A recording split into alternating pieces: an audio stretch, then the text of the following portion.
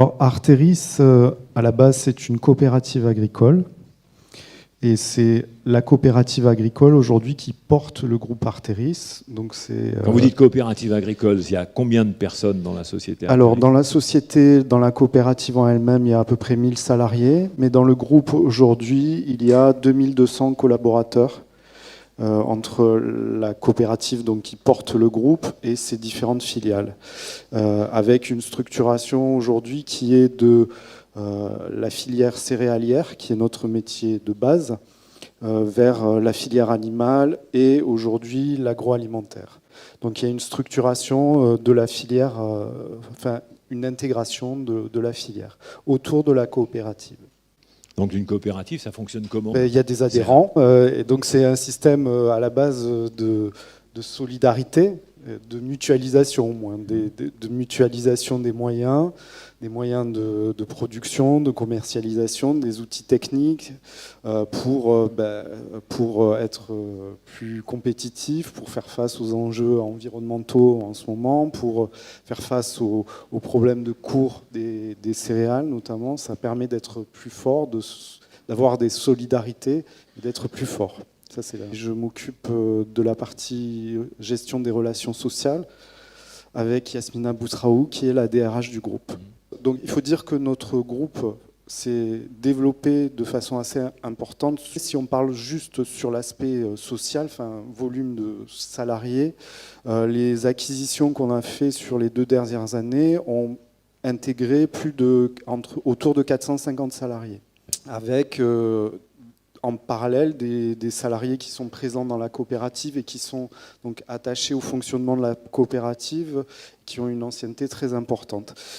Et une connaissance des métiers aussi très importante, technicité très importante.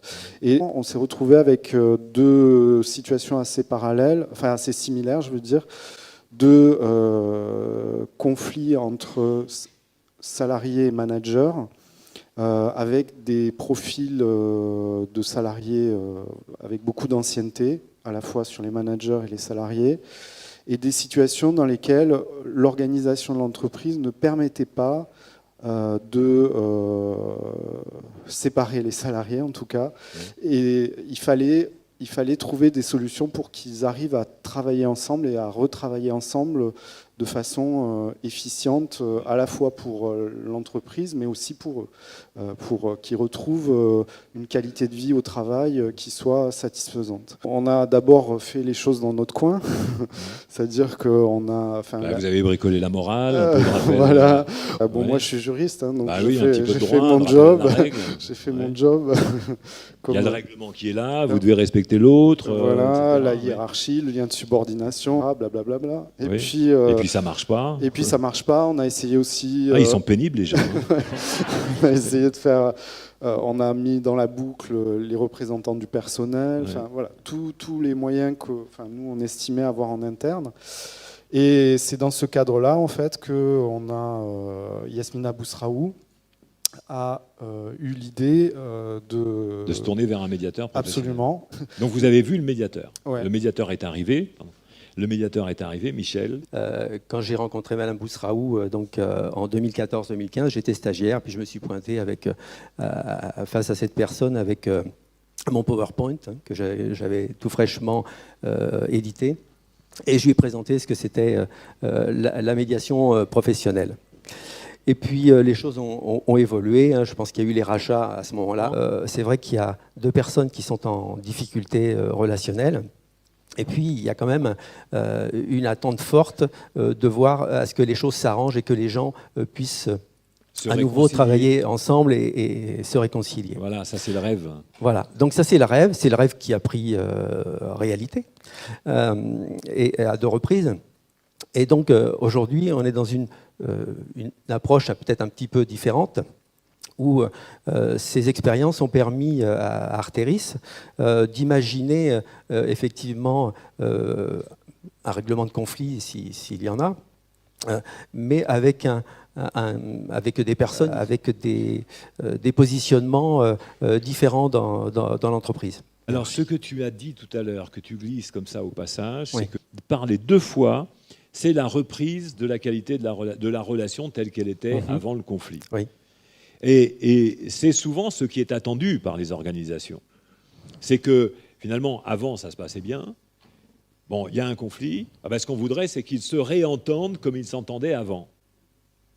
C'est même au-delà de ça, d'ailleurs, je dirais, puisque dans la deuxième médiation, en fait, alors, on a quelques mois de recul, presque, oui, pas tout à fait un an, mais plusieurs mois de recul. Et dans la deuxième situation, ça va même au-delà de ce qu'on avait pu... Ils sont mariés ? Non, non, mais il y avait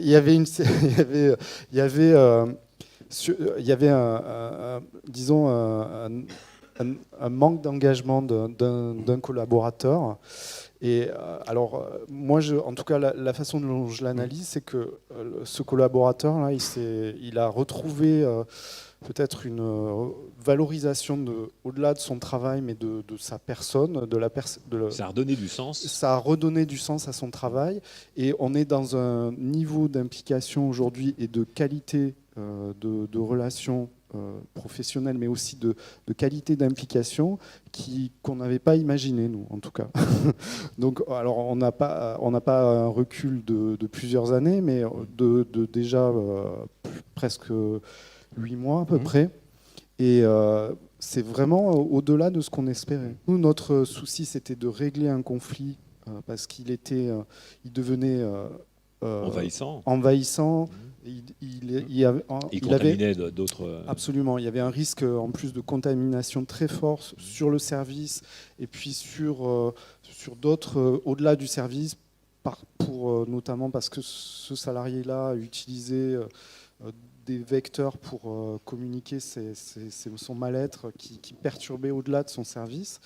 Et on a vraiment un résultat qui est au-delà de ce qu'on attendait. Là. Ça fait quand même un peu idéaliste parce que souvent, tu vois, la médiation classique, je dirais, indépendamment de la médiation professionnelle, c'était ça. La recherche, c'était comment faire en sorte de concilier les gens, ou de réconcilier les gens. Quand j'ai identifié les 3 issues du processus structuré de médiation professionnelle, j'ai dit, mais il y a 2 autres issues possibles qui ne sont pas à éliminer du tout. Le fait que les gens reprennent la qualité de leur relation et puis que ça aille même mieux qu'avant, c'est super. Mais il peut très bien y avoir un aménagement de la relation. Et puis on peut voir on sait les différents types d'aménagement. On aménage avec ce qu'il y a, on aménage en rajoutant quelque chose, on aménage en retirant quelque chose. Ça peut être fait avec les 2 personnes et ça fait des issues dans l'aménagement qui sont multiples. Mais il peut y avoir aussi la rupture de la relation. Et cette rupture n'est pas quelque chose qui est contraire au bon résultat, entre guillemets, un résultat pertinent, efficient, de l'intervention d'un médiateur. Alors bien sûr, ça peut être décevant parce que ça peut être la mise en place d'une sortie, ou ça peut même être un aménagement en perspective d'une sortie. Donc c'est ça, les 2 résultats qui sont obtenus ici par l'intervention de Michel, c'est tout à fait, c'est génial.